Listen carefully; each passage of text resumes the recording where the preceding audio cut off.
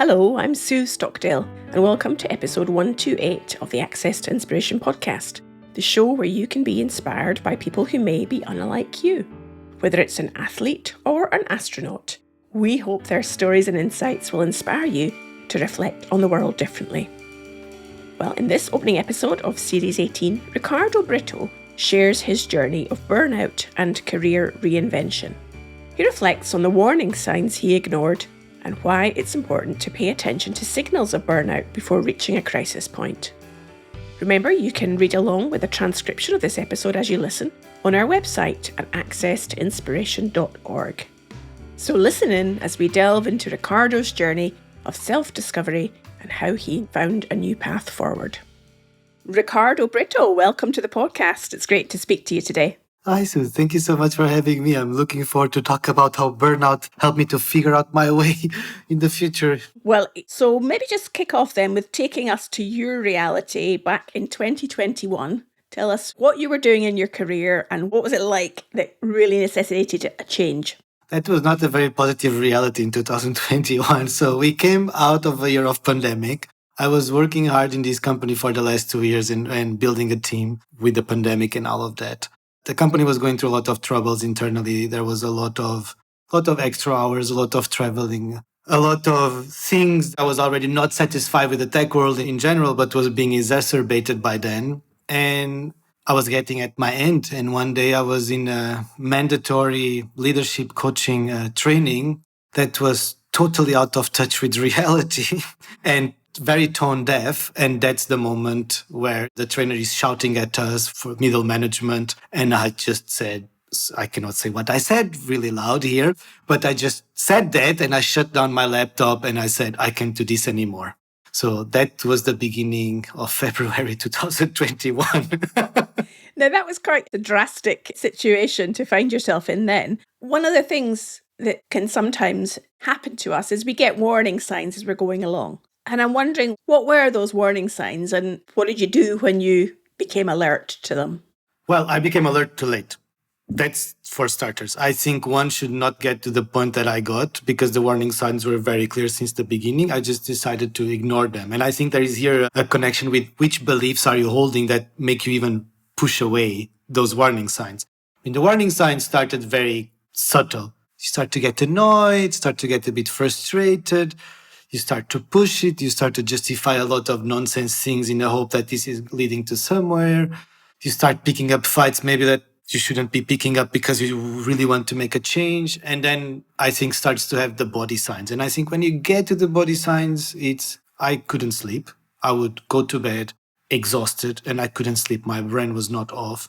I would wake up in the middle of the night, just how I'm going to solve that project, how I'm going to take care of that meeting tomorrow. I would wake up already defeated, but also really stressed. My body was really like, oh, and that escalated. It's food that you eat just to satisfy yourself. It's coping mechanisms that you develop that are not healthy. So all of those were warning signs that I choose to ignore. So it's fascinating you're describing those, and you mentioned the beliefs that you're holding. What were those beliefs that you were holding at that point, Ricardo? One was financial.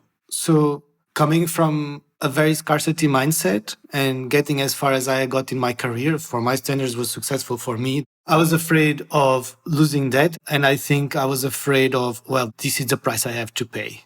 And this is how the industry is and if I need to stay. So I couldn't see a change because for me, it's just, is it going to be different? Or is this just the normal thing to pay? So I kind of justified this, well, but it pays well. So financial anxiety was definitely one. The other one was my identity was totally enmeshed with his work. And that's a huge trap because then it's not about the work. It's about how I get validation through work. And since I'm not getting the validation I want and things are not going my way or the organization is dysfunctional and whatnot, then it attacks my identity. And then I'm not fighting for the project. I'm fighting for my own identity and validation. And I think it's not a belief. I mean, it's a construct, right? But those played a huge role for me to, oh, this is not a red flag. This is totally normal. Well, isn't it amazing that when you're through the other side and reflecting back and making sense, I imagine, of what had happened, it's far easier, of course, later on to get that insight and awareness. Yes, it is. But it's so hard. I don't know. Why can we not see them when we are? going through them. And I had people alerting me. It's not that I didn't have people like, maybe you are not in the right job. Maybe you are taking this too serious. Maybe you're in a toxic environment. Maybe you're not taking care of yourself. I said, no, the amount of excuses that you create, it's ridiculous. What you're really turning our conversation on to now, Ricardo, is that resistance to change. I'm wondering from your perspective now, and given you're a coach and no doubt you have coaching clients that come with a resistance to change, how do you support them when they're in that? It's important that they are not in the denial phase. Because if you are in denial, I think there is resistance and resistance. One thing is like you don't even see that you are being resistant. That's a hard one, right? So I think sometimes you need to show them, are you denying reality? But more often they are not even working with me because they don't need help. So the part of the resistance to change for me, and I think for the people that I've worked with, is about what is that serving? What is that protecting? Is it fear? Is this anxiety? This resistance comes from a place of security or insecurity. So addressing the nature of that resistance is the first step to understand how can you let it go, call it by what it is, and figuring out where it comes from. That's the first step to move forward. So when you were facing all of these challenges and people were giving you well-meaning advice or feedback from the outside, you were reluctant to listen to them because sometimes they all have an agenda, or we imagine that they do.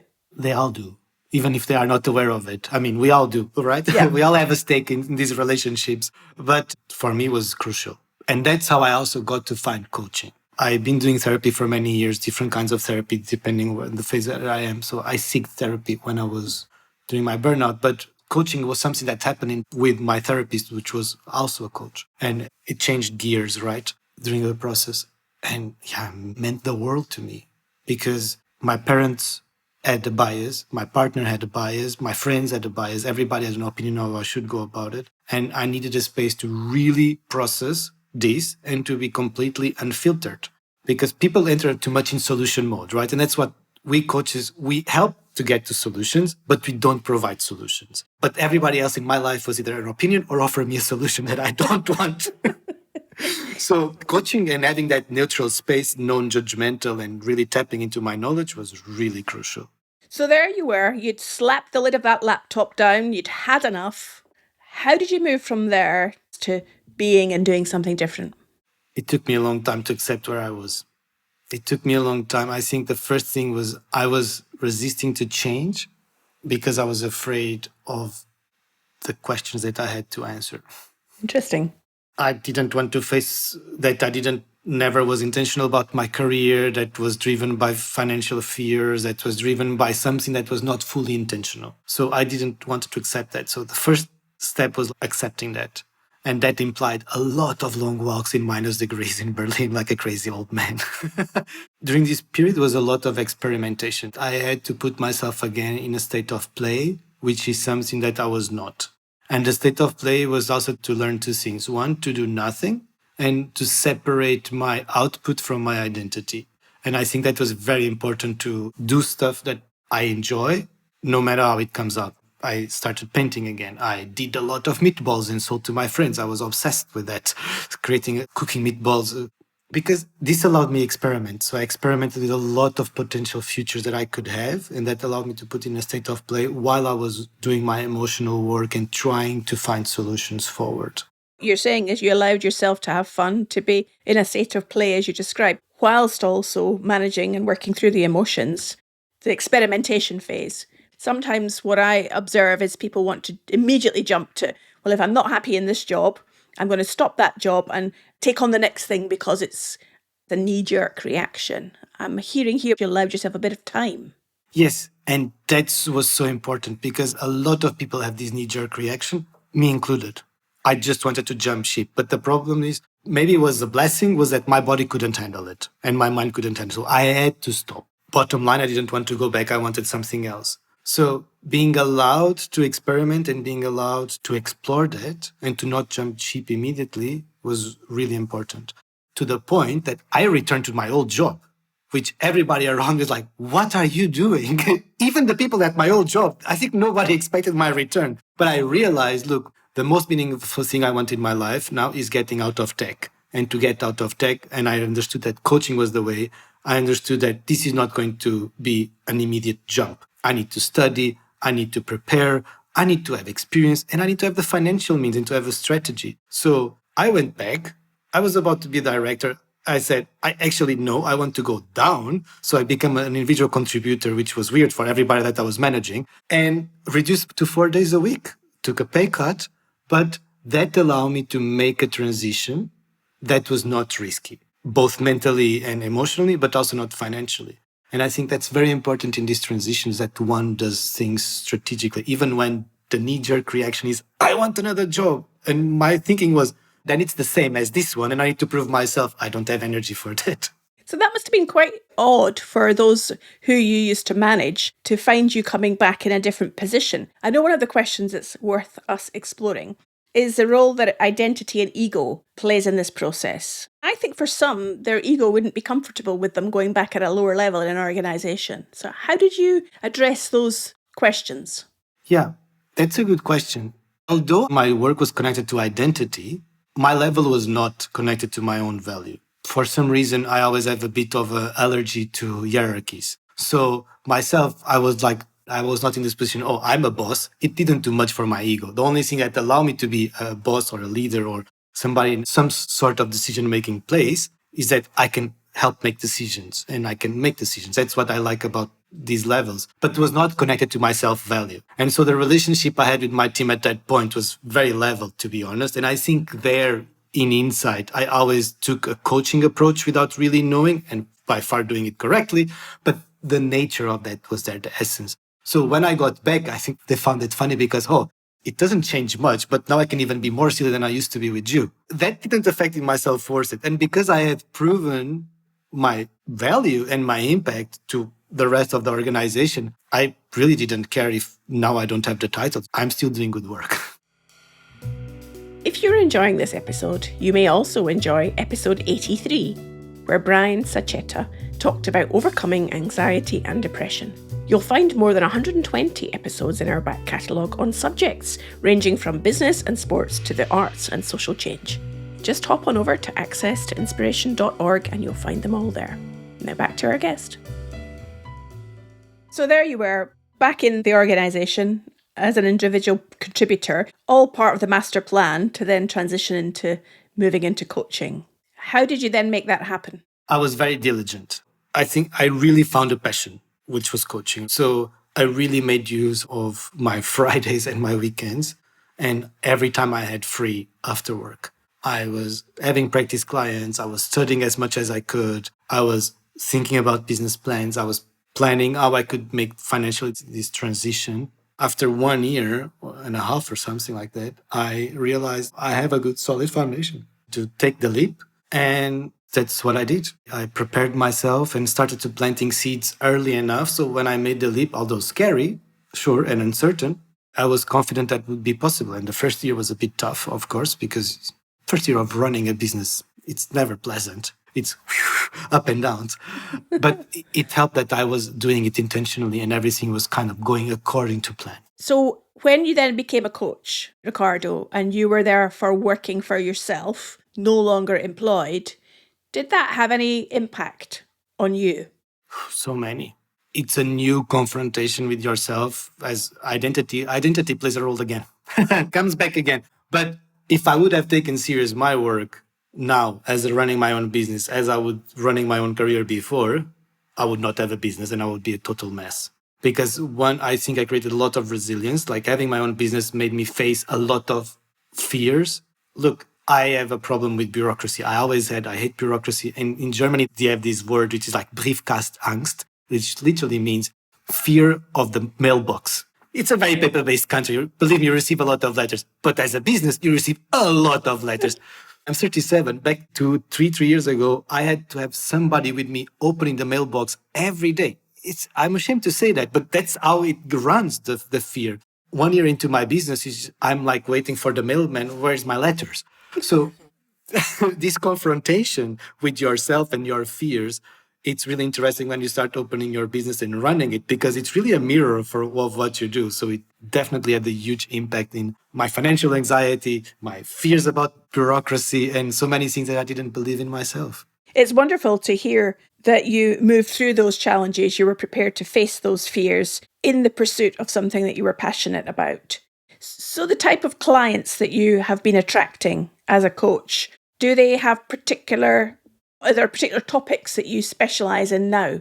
Yeah, I have particular topics, but I think it's always about transition, right? And always about creating a better relationship with work. That's kind of it's in the background. They all want to create a better relationship with work, and that work serves better their lives. And a lot of people are very high performance, people that dedicated a lot of time to their careers. And now they want something different and something either more meaningful, more balanced. There is a common thread across clients that I've worked with or people that I've worked with, which is it's always about the stories, right? It's always about the narratives that we talk. What's the story that you're telling yourself? How do you see your career? How do you see your skills? And I do a lot of archaeology work in that regard, digging out all of those things, even the experience that you had when you were in the coffee shop at the age of 15. You were learning customer service by then, even, or other things.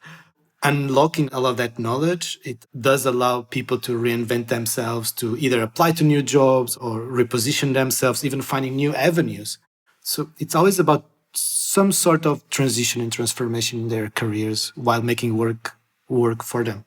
So there's a lot of storytelling involved in what you're saying here, Ricardo. So if we went back to the early days of your story and the first few chapters of the Ricardo Brito book of his life, what did you uncover from your own story and your experiences as a youngster that are informing and helping you now?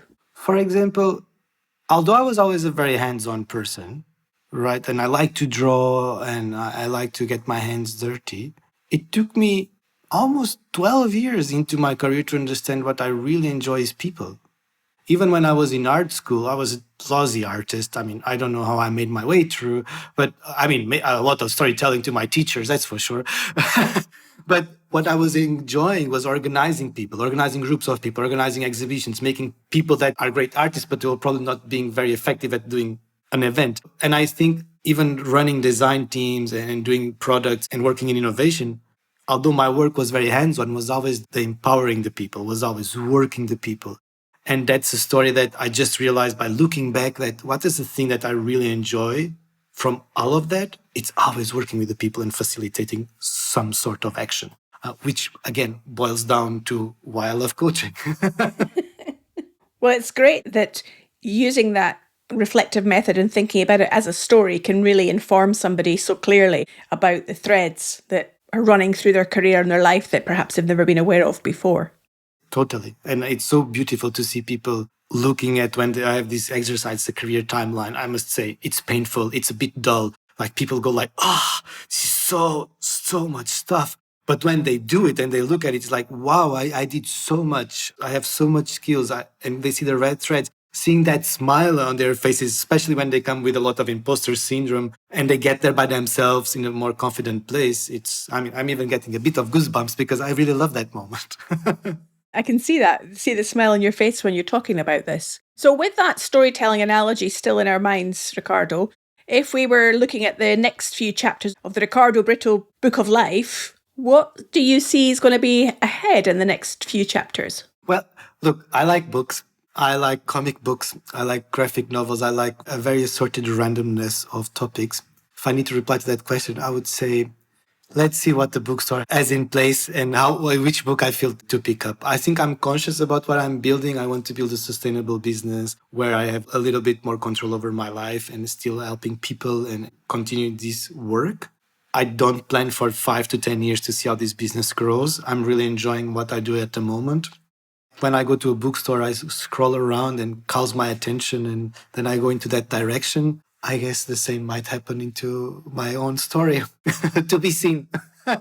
You're reminding me of the All Blacks rugby team. When a new player joins the team, they're given a book and it has all the legacy of the players that have gone before, the history of the team. And then there's blank pages. And the question they're asked is, what are you going to write? How are you going to inform the next chapter of the history of the team? And there's excitement and possibilities. We don't have to have our life or our career mapped out in front of us, but we can enjoy the possibilities of what each page will bring for us. That's true. That's true. Maybe there is still a bit of fear about which answers I need to give. I'm working on that with my coach. So turn our attention to the role of inspiration. Given this is the Access to Inspiration podcast, one of the questions I love to ask guests, Ricardo, is what role does inspiration play in their lives, or who or what inspires them? What calls to you, or what speaks to you when I ask you that question about inspiration? So many. Also, coming from an arts background doesn't help. But I think connected to my work, what gives me a lot of inspiration is the people that I work with, I must say. I did not foresee how much I would learn from the people that I work with, because their life stories are gateways for realities that maybe I would not have access, or beliefs that I would not have access, and ways of thinking that I didn't know that exist. So there are days that I come out of a session and I go like, wow, just my world was turned upside down and I have a different perspective of different topics, and really informs my personal life and my personal belief system, I must say. So that lately, in the last 2 years, has been quite a big source of inspiration. And seeing people overcome what they set themselves to overcome or to achieve, it inspires me to continue, especially in the hard days. And running a business is not easy. I mean, you went to the Arctic Pole and came back. So we need to have those things to inspire us and to move it forward. It seems to me, just as you're describing, the experience you get from working with your clients is as much about the stories that they're sharing with you as the people themselves. Yes, it's stories all the way. Maybe it's because I grew up in 3 kitchens. There was a lot of storytelling in the kitchens, as you might imagine. But maybe it's since a young kid that is like, oh, I love story. Tell me more. It is such an important idea. How wisdom gets passed from generation to generation very often is through storytelling. Yeah. And I think we oversee that, right? I think we oversee that this is really a mechanism that builds cultures in the end. And that, as you quite rightly said, from your own perspective, is exactly the same ethos here we have at this podcast, is through telling the stories of people that we may not normally come across, we can learn from them, we can be inspired by them. One point I'd like to pick up on, going back earlier, Ricardo, was that you got yourself into a place of burnout and there were warning signs along the way. So I'm imagining you're running your life differently now. So I'm wondering, do you have hobbies? How do you relax? How do you make sure that, given you're in charge of your own destiny now and you're the employer, how do you make sure that you don't burn out again? That's a very good question. So for starters, I think one of the misconceptions about burnout is also the extra work and also the overwork. But for most part, it's a lot of doing things that are meaningless and you don't see the point of doing them. So I can safely say that I work much more nowadays than I used to work before. But at the end of the day, I'm empowered, I'm energized, even if I'm tired, because I know what I'm contributing to and I know it makes sense. So I think on a more philosophical level, there's that. Surrounding with people that also help me to put boundaries. My partner is excellent on that, for example, and also my friends. And taking care of myself. Today is a good example. I have a very busy week this week, but I recently joined the gym, which is something that I never did in my 37 years of existence.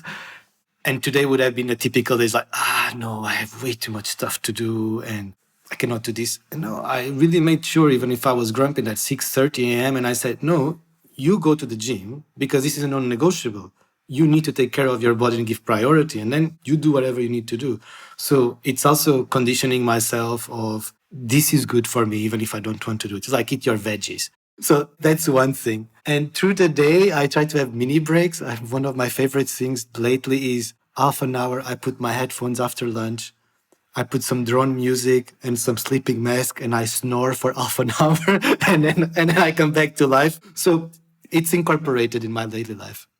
Well, I'm pleased to hear that you're changing how you approach things to make sure that you're invigorated and don't burn out again. Finally, if you were to offer just one piece of advice to our listeners to ensure that people don't get to a stage of burnout. Keep checking yourself. I think that's one of the first steps is that keep checking where you are. Try to understand if you are running towards something or running away from something. This can be running away from the red flags, running away from the excuses. But are you running towards something that you want? So I think pay attention to where you are, pay attention to your feelings, pay attention how intentional these steps are, if they are at all, and if they are getting you to where you want. And I think it's very easy to shove under the carpet all of these signs until you hit the wall. From time to time, check in with yourself before it's too late, because when you want that change, it's going to be so late and you are so tired that you need to recover, you need to figure out what's next. It's like medicine. the better medicine is preventive medicine, not healing. So prevent your career. Wise advice, Ricardo. Thank you so much for that. And if people want to find out more about you and the work that you do, how might they do that? I'm very active on LinkedIn and on Instagram, so you can find me either there. And I release a newsletter called Burning Thoughts every second week. This is where I make use of my fantastic illustration skills that my parents paid for. So if you also like cartoons and coaching, that's the two come together. And if I can make an offer, I created a career storytelling kit. It's a free kit where people can analyze their career stories and have a couple of canvas to really reflect where they are and where they want to go. And I have a webinar where people can also learn about those things. It's all free on my website. I will put the link in your comments. Oh, wonderful. That sounds fantastic.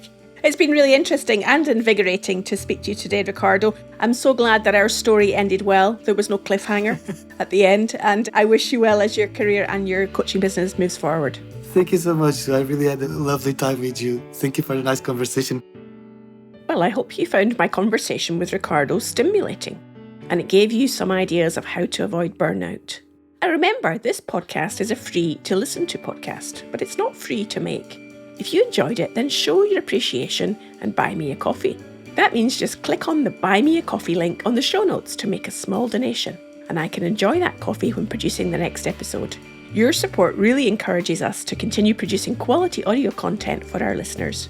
And also, if you've not read our impact report we published recently, I recommend you do that too. You'll find a link on the website, and it will tell you how this podcast is positively impacting listeners, guests, and the wider community.